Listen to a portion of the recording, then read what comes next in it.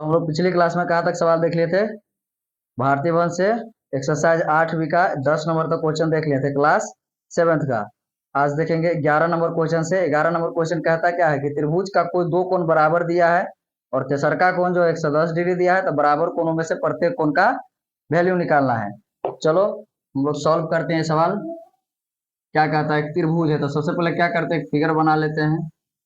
इस फिगर में क्या कहता है, त्रिभुज में दो कोण बराबर दिया है और दो बराबर कोण दिया और तेसरका कोण दिया भी है 110 डिग्री। मान लेते ये वाला कोण 110 हो, 110 डिग्री। ये दोनों कोण बराबर है।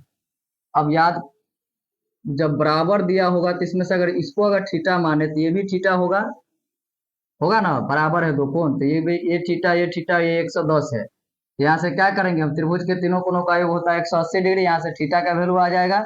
जब थीटा मालूम चल जाएगा तो त्रिभुज का बराबर कोण ही निकालना है, तो उसे क्या निकल जाएगा, थीटा का वैल्यू। चलो क्वेश्चन नंबर 11 का सॉल्यूशन। माना कि माना कि त्रिभुज के बराबर उन क्रमशः एंगल ए बराबर एंगल बी बराबर थीटा माना। माना तो ऊपर लिखिए दिए हैं, छोड़ो। साथ ही तेसरका कोण जो दिया है, कितना दिया है, 110 डिग्री, यानी एंगल सी बराबर जो है 110 डिग्री के बराबर है। अब फिर त्रिभुज एबीसी में, किसमें, त्रिभुज एबीसी में, चूंकि चूंकि त्रिभुज के तीनों कोणों का योग, त्रिभुज के तीनों कोणों का योग 180 डिग्री होता है, इसलिए क्या होगा, angle A plus angle B, angle A plus angle B plus angle C equal to होगा 180 डिग्री के। यहाँ से एंगल ए का जो वैल्यू है थीटा और एंगल बी का जो वैल्यू है वो भी थीटा दिया है। एंगल सी है 110 डिग्री बराबर 180 डिग्री। यहाँ से थीटा थीटा हो जाएगा 2 थीटा इक्वल टू होगा 180 डिग्री माइनस 110 डिग्री।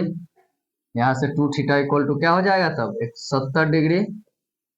यहाँ से अगर 2 से कैंसिल होगा तो कितना हो जाएगा, 35 मरतबा, इसलिए थीटा का जो वैल्यू आएगा 35 आ जाएगा। अतः एंगल ए बराबर एंगल बी बराबर थीटा बराबर जो हो गया 35 डिग्री, आंसर हो जाएगा।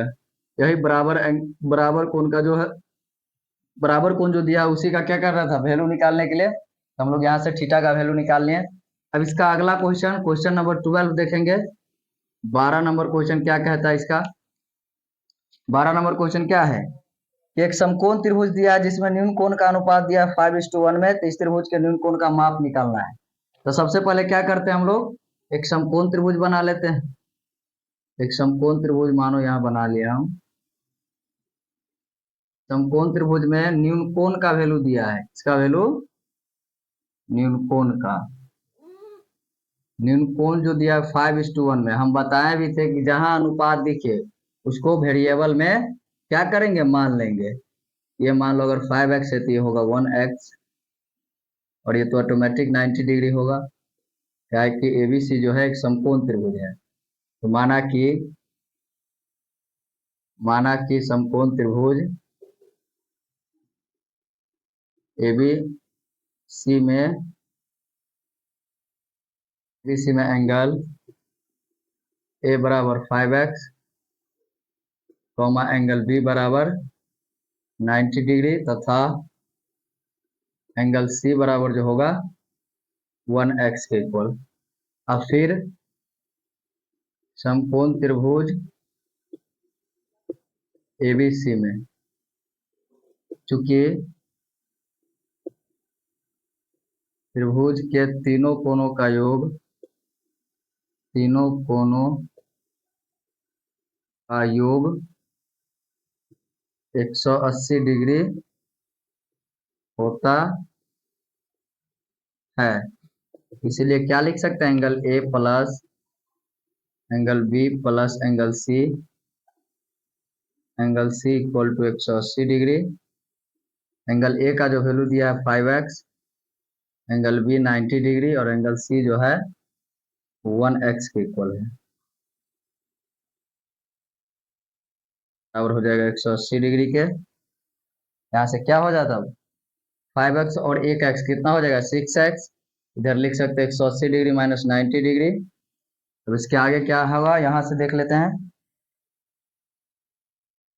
सवाल तो हो गया।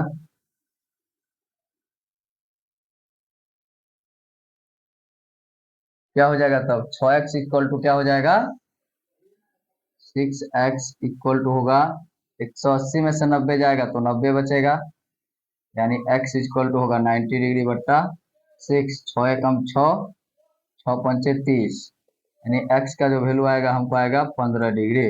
अतः न्यून कोण एंगल ए बराबर